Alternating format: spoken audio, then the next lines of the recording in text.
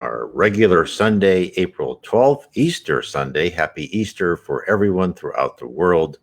We are live at 7 o'clock Eastern, 4 o'clock Pacific, all the time zones in between, and all around the world.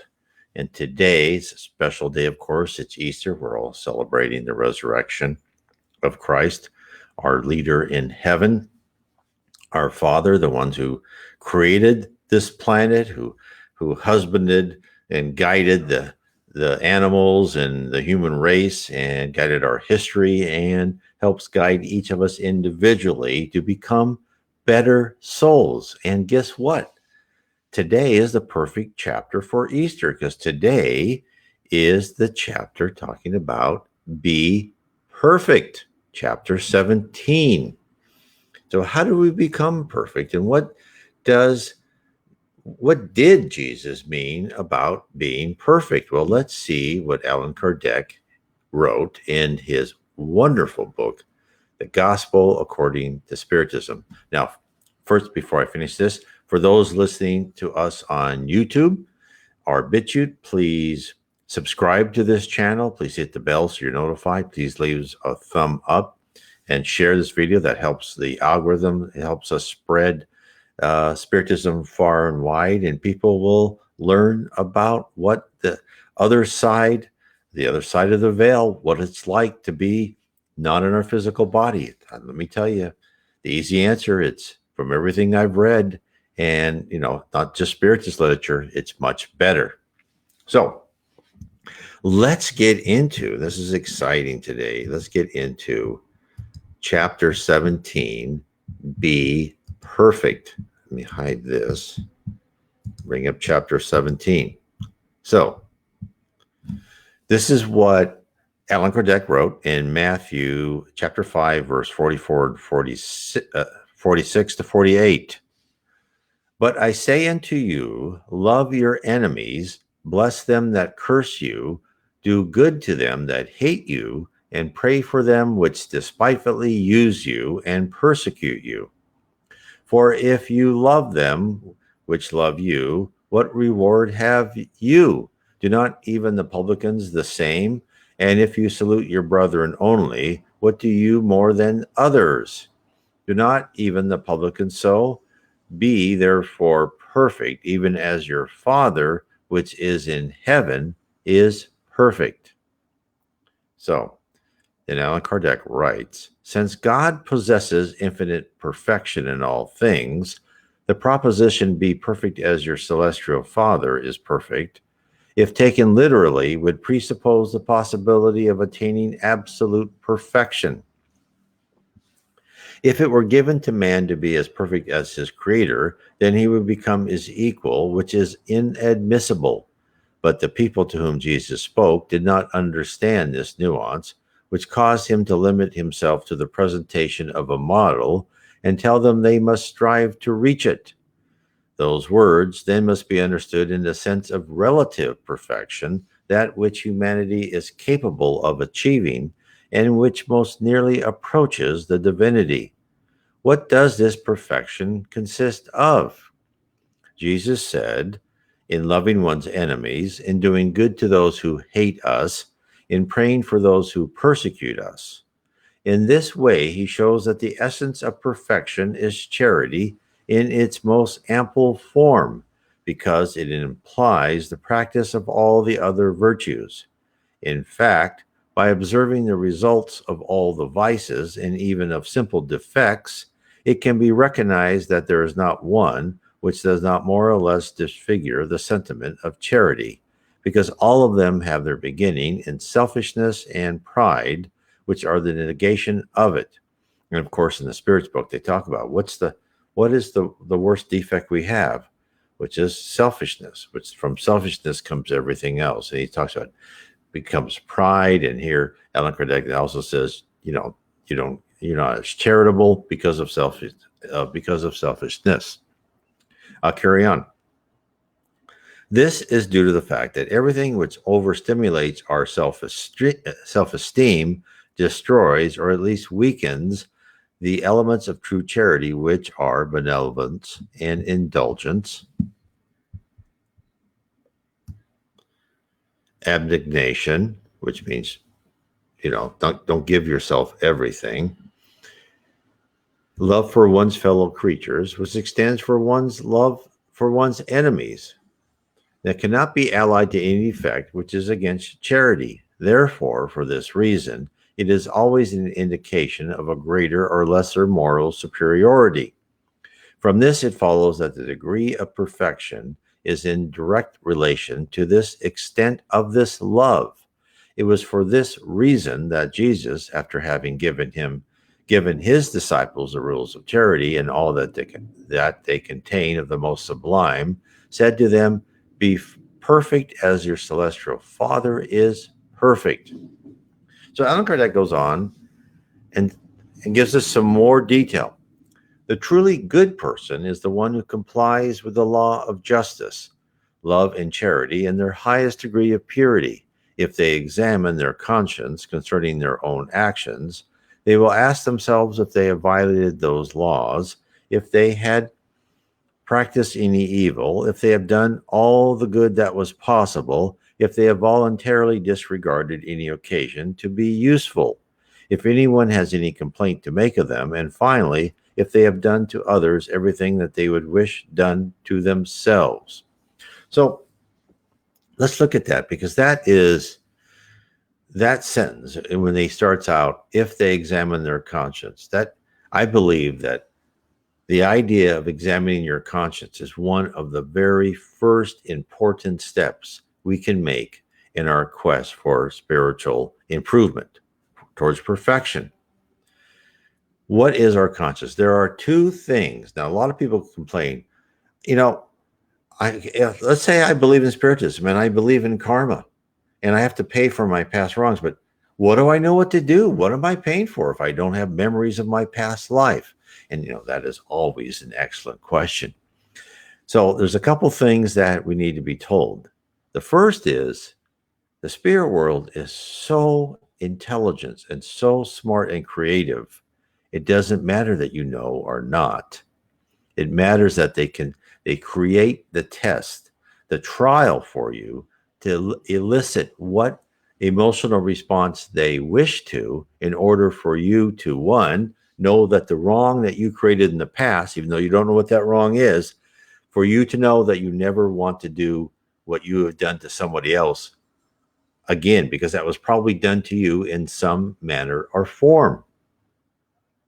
So that's the first step. The second is there are two things that come with you when you are deposited into this dense body, right? First is your instinct. You kind of know, and your instinct's been honed over thousands and thousands of years, and who knows how many lives. It keeps coming with you. So you kind of feel when the person is right, the situation is right, that dark alley, nah, don't go down that dark alley, right? The next thing is your conscience, and your conscience is the set of divine laws, right? So now there are laws that our conscience tells us that we should follow or not, but we all know that there's no such thing, and the spirits tell us the same thing. There's no such thing as black and white decisions. So therefore, if you're a very young, immature, primitive spirit, your conscience is telling you things, but you can easily rationalize away because it doesn't really make sense in this situation.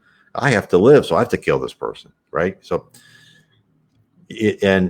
therefore, as instinct hones itself over many lives, your conscience, you just keep creating this giant law library of case histories, so you know what to do in all those gray areas. Which brings me to the next point. The way to really start ascending is to listen to your conscience, because when you start first thinking that you want to listen to your conscience, then you really need to, and you need to practice that, and you need to get into the habit of it. Because let's all be honest with ourselves. I'm sure there are exceptions, but in your teens and most probably your 20s, you spend half your time rationalizing away why, I could do that, right? I won't feel too guilty, and that will leave me after a while. That is what you need to stop. And I know if you always follow your conscience, I can guarantee you, you won't be as successful and you probably won't make as much money. And you may not have as much immediate pleasure in when you want it. That's all true. But you will start on that ramp of spiritual improvement. And those those things of money and immediate gratification will become less important to you naturally. It's the same thing when people ask, well, I've read about heaven and I don't like the idea of, you know, not eating food. I like my food. Well, yes, I'm sure you do. But what you're missing is the fact that there are so many other exciting things to do because the people who really like eating their food, and I don't blame them at all. I like my food too, is you do that because that is a pleasurable thing to do. But everyone notices that when they are watching a game or they're doing something very exciting, they forget about their hunger and they forget about food. They don't even want to think about that. Well, the same thing will happen when you get into heaven. That will become such a lesser priority, you won't think about it again. And as you learn, now, of course, when you're first in heaven, people, when they're first there, they eat, kind of regularly. And then you finally learn how to supplement your body and give your body sustenance by water and air and all around and light. So those things that you think are so important to you, as you rise up spiritually, they naturally fall down in their priorities. And it happens.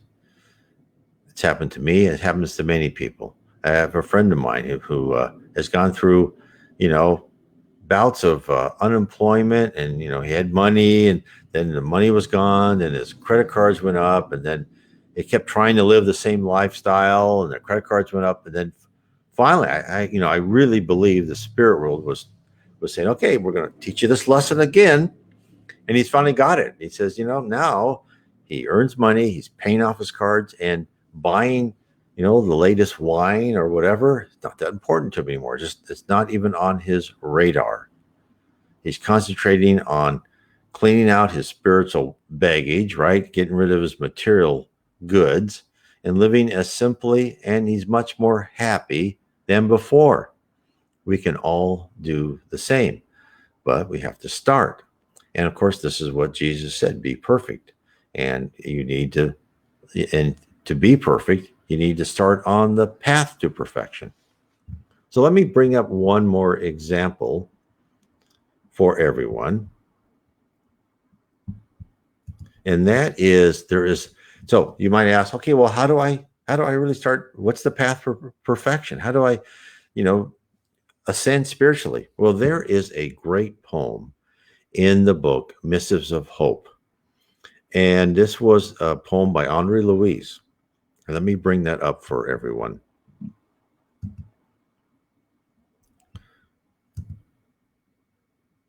And the poem is called Keep Always.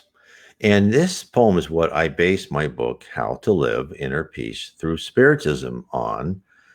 And what I did is I wrote a chapter about each stanza in this poem. And I explore what was meant, what Andre Louis said in just a few words, usually 3, 5 words, 6 words, probably at most, and how you can do it. So let's go through this poem. This is how you approach your spiritual ascendancy. And the poem is Keep always, trust in God, in yourself. A serene conscience. And these things, look at these things as you see this. This is kind of how you start and you build on one after the other. Trust in God and yourself, a serene conscience, time spent on productive matters, a constructive speech, a prayer allied to work, hope in action, an industrious patience, a dispassionate opinion. Let's look at these first ones. So, aren't these the foundation, right? First, you've got to have faith, right? Trust in God and in yourself through your, and as Spiritism tells us all the time, through your rational faith, you need to have that firm foundation. Then you need to clear your conscience. You need to take away that stress and follow your conscience. And then once you can start following your conscience, then start working on things that are spiritually productive for you. And then as you start that, when you speak, right, this is the first thing because now our thoughts come later. But when you speak, don't gossip, don't put down people, don't be overly sarcastic. And then you start, okay, let's, as we pray for good people. Let's do that. Apply to our work, right? I remember I saw this program, and this was on YouTube. It was a program with Chico Xavier and a news person in Chico that said, Chico, what do you have to say to the people of Brazil? And he said, you need to work more and complain less.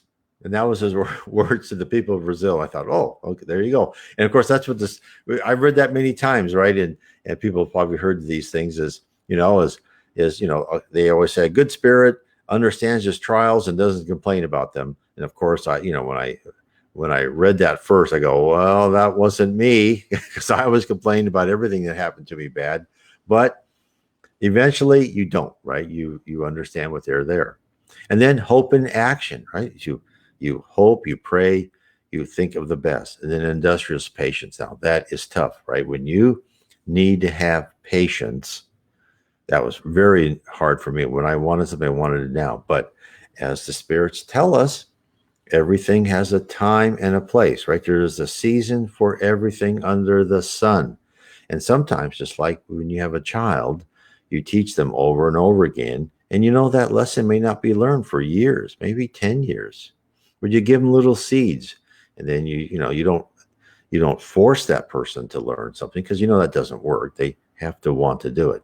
And a dispassionate opinion. You look at people over many lifetimes and what they have, where they are on the trend line of the spiritual maturity, and you think about that. So you don't condemn them immediately for how bad they are now. Now you may be, a bit ticked, right? You may be disappointed and sad, but you don't hate the person. You just understand, well, they've got something to learn.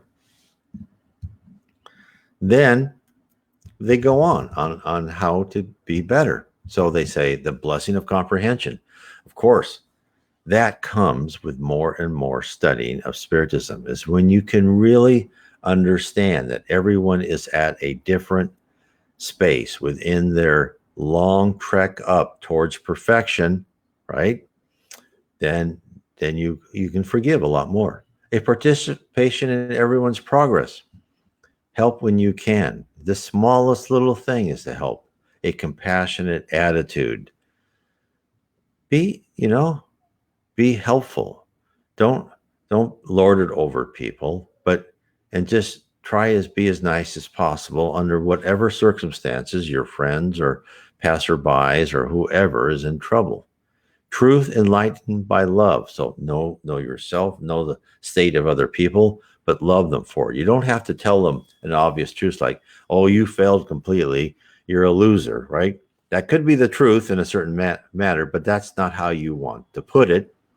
You want to point out that they may want to analyze their actions, but love them for it. Oblivion of evils, right? Get rid of those primitive emotions. This is another hard one. Happiness in your commitments. When you have commitments, don't keep saying they'll say, oh, I don't want to do that, right? It's like your child, when they're younger and, 7 or 8 or whatever, and you argue with them more about to clean the room or not than the time it would take them to pick up the toys in the room. Just when you have commitments, do them and get them over with. Unconditional forgiveness of offenses. We've talked about this a lot, but this is hard. But the more you study Spiritism, the more you can do that. And this is why the next one is so, and this is why you can see these all go on one of the after the other. A devotion to study, because really a devotion to study will just cement everything above that and make it even easier. A gesture of kindness, right? Try to be kind, an encouraging smile. Encourage everyone, right? Give them, you know, be happy, be a beacon, an example to others. Spontaneity to assist others. Well, again, that's something that's hard for me because when I go about my daily business, if I'm walking or doing something, I'm always thinking of something else. And if someone's over there asking for help, I just usually pass them by. I don't even pay attention. So again, that's something you need to get your mind. So you've got part of your mind on now, and then part of your mind maybe as looking ahead. Simplicity of habits. Another one that says, why do you need all these complicated toys and all that type of stuff. And then a spirit of renovation. I mean, a spirit that you always want to improve yourself.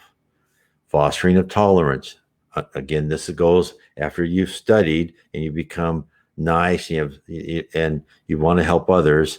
You're very much more tolerant because you understand where they are on the spiritual scale. And then the courage to place yourself second to serving. Another wonderful thing. And then perseverance in goodness. So I wanted to go through that because there you want to say, okay, how do we become perfect? So I thought this is a great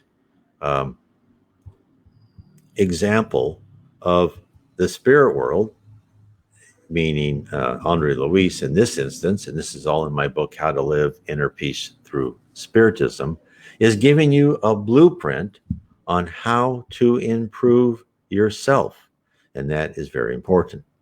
So let me go back to where we were with Be Perfect, chapter 17 in the Gospel of Spiritism. So this is what Allan Kardec says. The truly good person is the one who complies with the law of justice, love, and charity in their highest degree of purity. If they examine their conscience concerning their own actions, they will ask themselves if they have violated those laws, if they have practiced any evil, if they have done all the good that was possible, if they have voluntarily disregarded any occasion to be useful, if anyone has a complaint to make of them, and finally, if they have done to others everything that they would wish done to themselves. So I repeated that small section. But again, this is kind of the core, and this is what I went over in that poem from Andre Luis. Then he goes on to say, they deposit their faith in God, in his goodness. Again, this is a trust in God in your faith, in his justice and in his wisdom. Now, again, this is a very important sentence. Their faith in God, in his goodness, in his justice, and in his wisdom. They know that without his permission, nothing can happen, so they submit themselves in all things to his will. So how many times have we, when we look at other people, and this is before I became a spiritist, and I saw people saying, yeah, I accept that. And I thought to myself, why are they so passive? I mean, to get anything done in this world, you need to be aggressive. You need to be a go-getter, right? You need to keep fighting through. Well, I mistook when they said, yes, I know this happened to me. I mistook that. These are, for a lot of people, maybe not all, some people are passive, but I mistook what, the people really weren't, and I misunderstood their passiveness. It wasn't passiveness. It was understanding of the situation and that they had something to learn. It doesn't stop them, and it doesn't stop us knowing that God does everything in his goodness and his justice and his wisdom. It doesn't ever stop us from being aggressive towards our goal. Well, all it means is when we don't achieve that goal and there's obstacle after obstacle after obstacle stopping us from getting that goal, then we need to stop and think, okay, like everything's stopping me from this. Why? That's when you got to start kind of step back and say, okay, what are the signs and signals the spirits are giving to me? Sometimes it can be dreams. Sometimes it can just be that everything you try to do doesn't work. Or it could be that is the right thing, that when you want to do something, everything just opened up perfectly.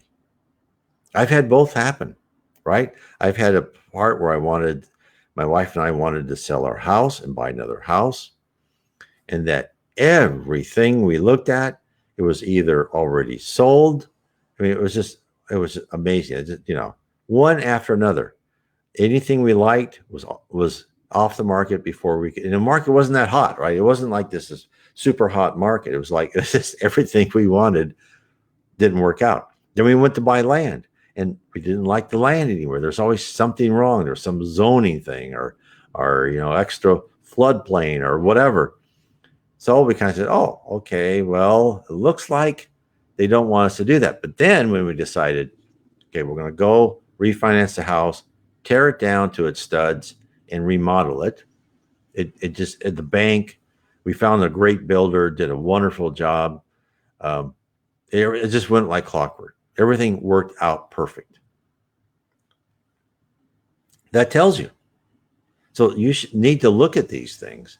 Again, when I was younger and I wanted to, my whole life, being in high school, my young life, I wanted to be a pilot. I wanted to go to the Air Force. Well, in my senior year, just before I was going to try and apply to these colleges, my eyes went out on me, right? I wasn't 20/20 anymore. And that was back before you could have eye surgery. And so there's no way I could be a pilot. And that cut that off. Well, I wasn't meant to be. So these are the things where we have to submit ourselves to his will. And so instead of being angry and sad and petulant about we can't do that what we really want, we should think about it and go, okay, well, that door is closed. What's other door do I want open? And then amazingly, some other door will open for you and you'll know what to do. So we carry on what he says. Good people have faith in the future, which is the reason to put spiritual possessions before those of a temporary nature. Now, see, that doesn't mean you're passive. It means that you're still aggressive, but you're trying to be aggressive towards the goal that is pointed to your goal that was probably set in your life when you're in the spirit world. That was your trials on earth and your episodes. So it's all about really being aggressive, but trying to filter out and understand what goal you should be aggressive as. And look, and you won't always be successful. I have not completely, there's no way. But then when you finally hit your hard head that that's not what's supposed to happen, then you go, okay, let's do this. So that's very important. Then he also says, men and women who possess the sentiments of charity and love do good for the sake of goodness, without waiting for payment of any kind. They repay evil with good and take up the defense of the weak against the strong, and always sacrifice their own interests in the name of justice.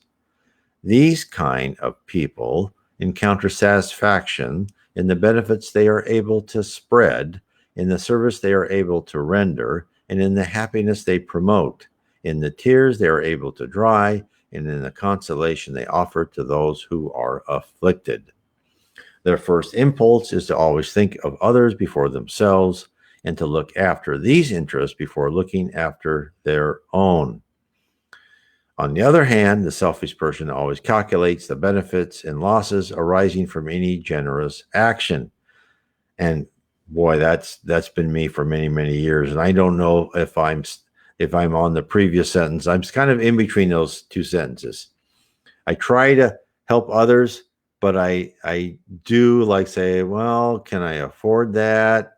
Right? I kind of try to keep to myself what I believe my basic needs are. So I'm not on that.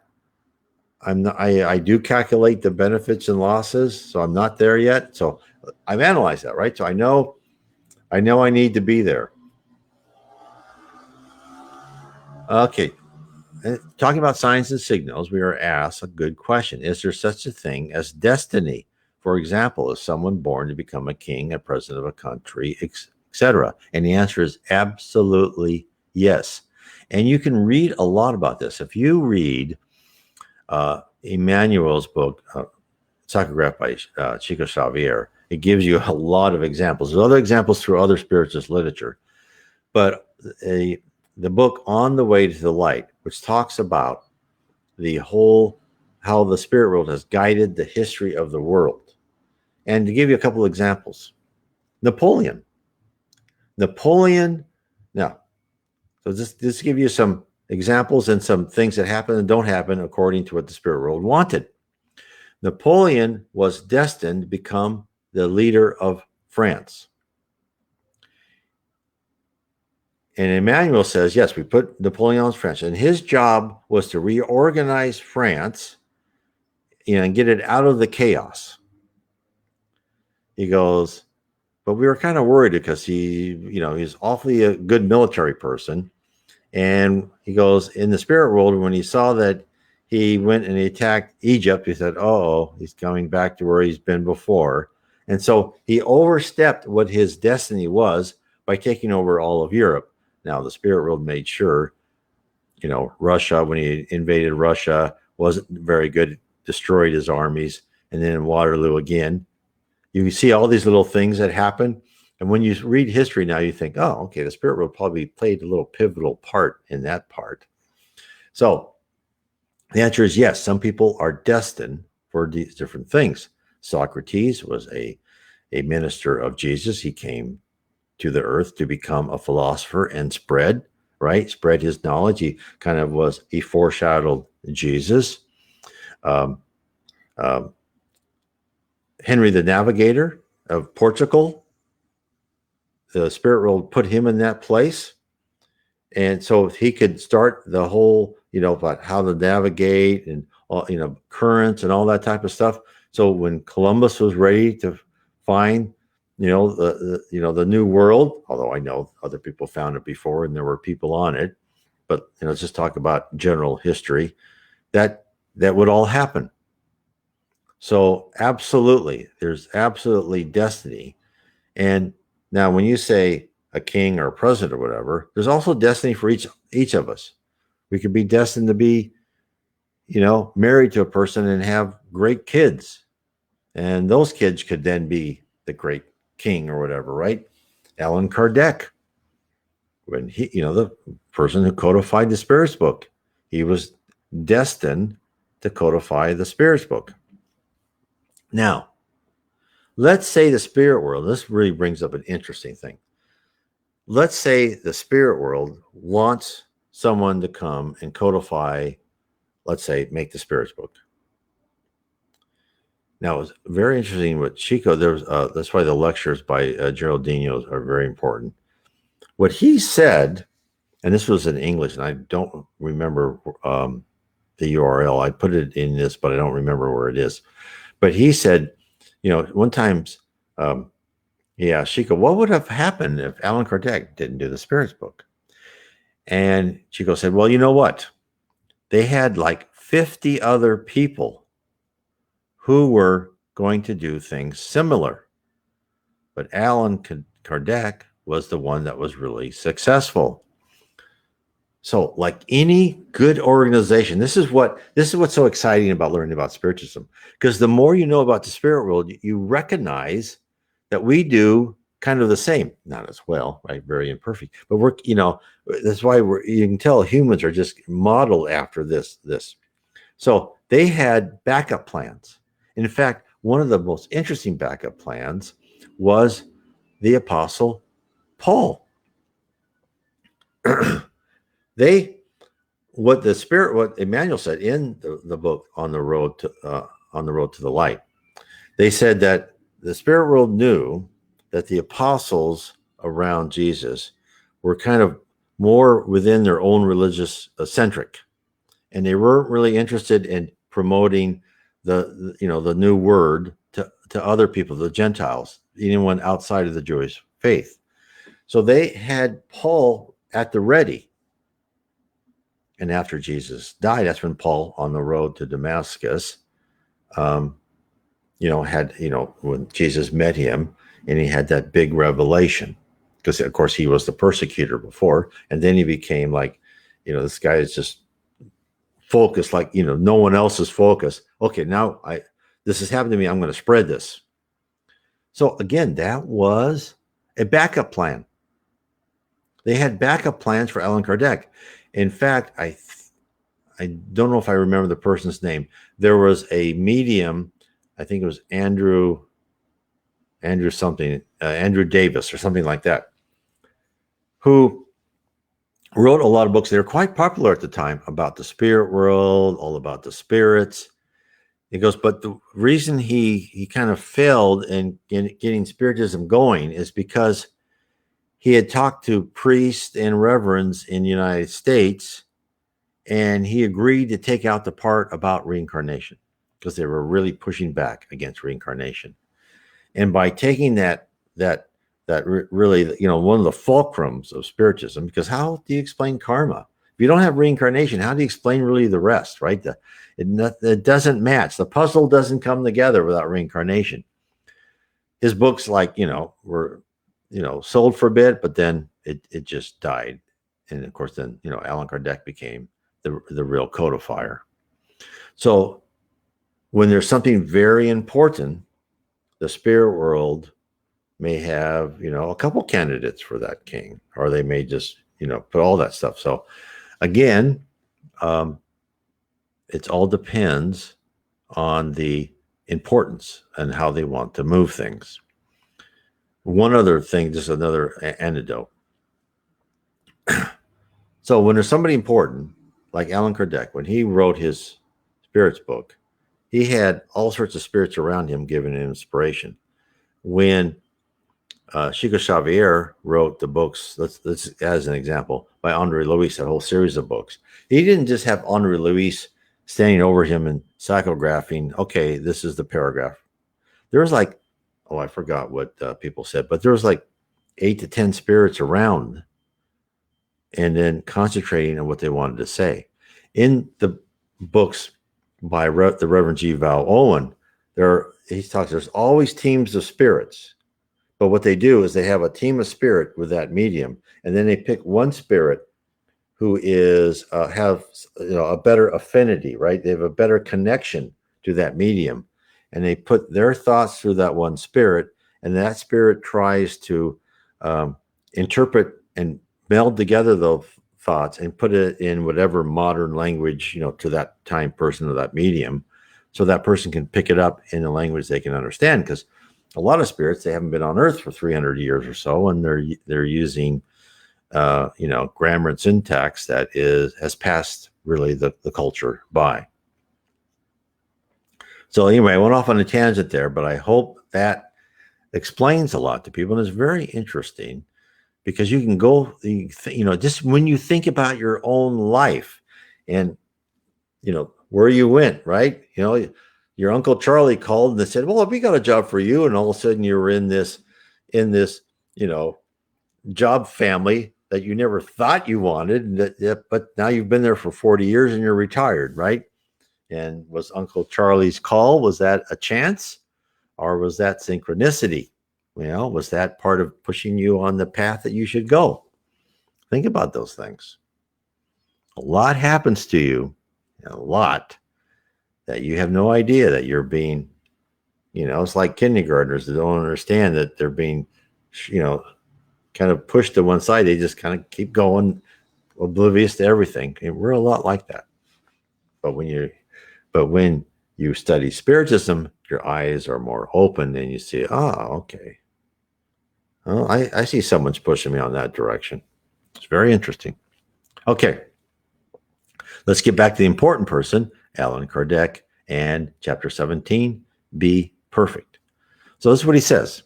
The good person is always good, humane, and benevolent with everyone, without distinction as to race or creed, because they see all men and women as brothers and sisters. Now, to us, that sounds completely reasonable, without distinction as to race or creed. But remember, this was written in the 1850s, and there were all sorts of distinctions between race and creed. And a lot of that when they thought, oh, we're superior and we can lord it over all these people, right? So this is why a lot of people push back on the spirits book. Not to mention the fact when they said marriage is between two spirits, and you can come back as a male or female, right? They didn't say, and they also said, well, divorce laws, those are human laws. There's no such thing as no divorce between spirits that don't want to get together. So again, those are just a couple of the things why the Catholic Church burned the spirits book, early on. In fact, a great one to why I'm off course a bit here. A great thing to see about this about Allan Kardec is I would recommend everyone, if you haven't seen it already, if you have Netflix, is please go see the movie Kardec, because it is so good. Let me bring that up. And it's just called Kardec. It's Netflix. I think it's owned by Netflix, so it won't disappear. Look it up, Kardec, and watch it, because it tells you about the life of Allan Kardec. And of course, if you want his books, look up Kardec space PDF, and you will find all of his books on PDF. So I'll leave that up here for a while so people can read that. Okay. I'll carry on with Allan Kardec wrote. They respect all sincere convictions in others and never launch reprobation against those who think otherwise. Charity guides them in every circumstance, because they know that those who prejudice others with evil words, who injure others with their pride by disregarding their susceptibilities, or who, knowing that could avoid it, do not draw back at the thought of causing suffering, or yet a contrariety, however small, lack the obligation to love one's neighbor, and so do not deserve the clemency of the Lord. They do not harbor rancor, hate, nor yet desire vengeance. Instead, they follow the example of Jesus by forgiving and forgetting all offenses, only remembering the benefits received, because they know that we ourselves shall be forgotten only as much as we are able to forgive others. In fact, we were just having a family discussion about this forgiving and forgetting. So there's been friends, right, that have done just horrible things. That's happened to everyone. And what I tell people, when we were all talking, even in our family conference, is that, yes, we should forgive them, but that doesn't mean we have to have them over to our house again because we don't trust them. We don't trust their action. As an example, there's someone who is a drug addict, and, God bless them, but you can't really trust them, because if you invite them into their house, most likely they'll try and steal everything they can. So one should forgive them and try to forget what they've done wrong, but you can certainly say, no, you can't be part of my life. So that is what I say. Now, a more perfect person, someone much more perfect than I, would let them in their house and take whatever they wanted. In fact, there's a story where Chico came home one day and he found a thief in his house. And he said, oh, okay, what would you like? And the thief goes, he says, I don't have much. Can I make you something to eat? And he gave him something to eat. And he goes, you know what? This new suit I have would fit you just nicely. And he gave him his new suit. And then the thief was like amazed. And he said, okay, well, I'm going to leave now. And he started going out the window. He goes, no, don't go out the window or over the wall. People will think you're a thief. Go out the front door and the front gate. Now that is perfection, right? That I'm not capable of yet. I would probably react not well if I found a thief in my house, but Chico did. It just shows you how much, if I can just approach Chico, not to, I know I can't approach Jesus. He's just way much too good for me. I'll try, but and just giving you these stories that how wonderful some people really are, and that are unbelievable. But someday, hopefully, I'll get there.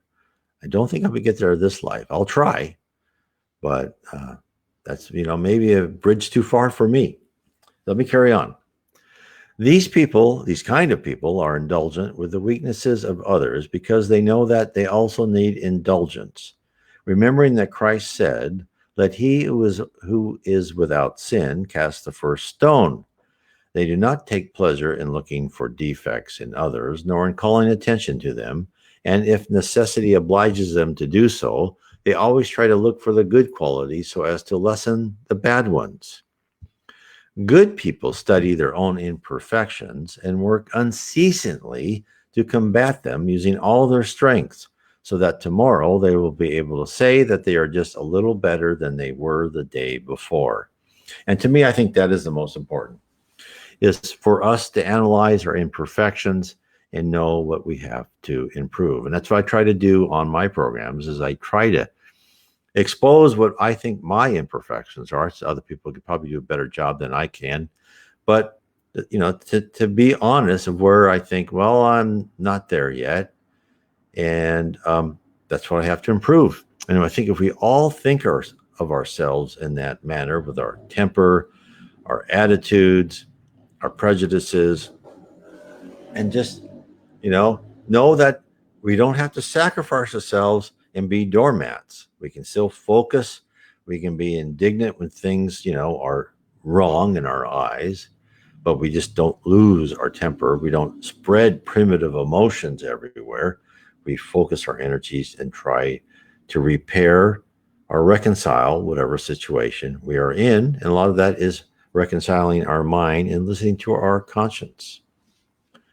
The good person, this is Allan Kardec writes, never tries to emphasize the importance of their own spirit or talents at the expense of others, but on the contrary, they take every opportunity to highlight in others whatever these people may have that is useful.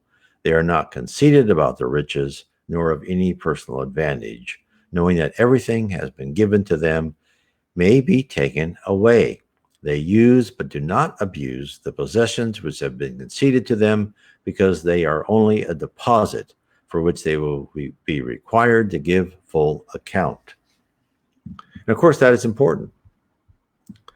Again, over and over and over, we have been told in Spiritism that whatever we have, if we accumulate wealth throughout our lives, that is wealth on loan from God, right? That is given to us for a reason, hopefully to use for a good reason, to help other people, and to use it wisely, not to leverage it and use it to take advantage of people. As an example, using wealth not right? So let's talk about Wall Street for a second. Let's talk about all the arbitrage that goes on. Now, I know some arbitrage has some reason, but there's a lot of hedge funds that just make money out of small little variations. And why do they do that? Who does that help? They do this super fast trading, and they take advantage of the small market, and they sell these hedge fund stuff to the pension funds in the middle of America, where they know they're giving them a less than stellar return. That is not the way that God and Jesus wants us to use our wealth. When we have wealth, it's to create things, it's to give jobs to people, it's to treat them fairly, it's to be honest, it's to try and make every person, as productive as possible. We're not here to put people on the dole and keep them on there forever.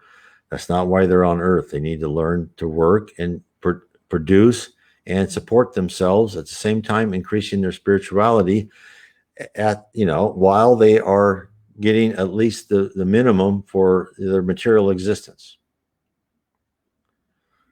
And that becomes more logical when one sees and understands and studies Spiritism, is we're on earth to really improve ourselves, to become better people. And the atmosphere and environment and our current politics and our current, how everything works is geared for us to find ourselves and to improve ourselves. It's not to enrich ourselves by material goods that we can't take with us. That's why that's why one of the things Henri Louis said, simplicity of habits. You don't need that 6,000 square foot house. If you do and you have a big family, God bless you. If you know, there's nothing evil in that, nothing wrong in having 4 cars when you only need one. You're giving people jobs. You're not hurting anybody. But, you know, if you're investing in things where you're, you know, where you're doing scams and things like that, that is not good. So, anyway, think about that. Think about how to become perfect. This is why this is so important for all of us to listen to, is how we can become perfect, how we can grow in our spirituality. And a lot of that is by listening to our conscience, analyzing ourselves, just as Allan Kardec said, and trying to find opportunities to do good for other people. So I want to wrap this up. Again, if you'd like to learn how to ascend in life, right, is read my book, How to Live Inner Peace Through Spiritism. And I think it would give you a good blueprint to go through and really understand how to make that leap and start following a detailed plan of how to start changing yourself. Because that's what we're here on earth, right? We're not here just to keep our mouth shut. That's a good beginning. But we're really here is to rewire our brain. And why do I say that? Is because the only thing you're taking with you is your personality and your character. And if you can improve your personality and character, my God, you have achieved a great victory. And this is what this book is all about, is how to rewire your brain. And it's all followed by the poem by Andre Luis. So anyway, I want to say thanks, everyone. Please, again, share this video, share your knowledge of Spiritism. Go out and talk to people about Spiritism. Go out and talk to people, be calm. You know, I'm talking about this right now in times of our current pandemic. I've had videos out there talking about from communications from spirits telling us, spread the good word. This will pass. Those who have more spirituality have a much greater predilection to get through this without problems. So it's the anxiety and the stress put out by, you know, these news organizations that want to get more viewers by frightening people. That's kind of the real negative that we have with us. So do your best, make everyone feel comfortable and relaxed. We'll all get through this together. God bless everyone, and good night.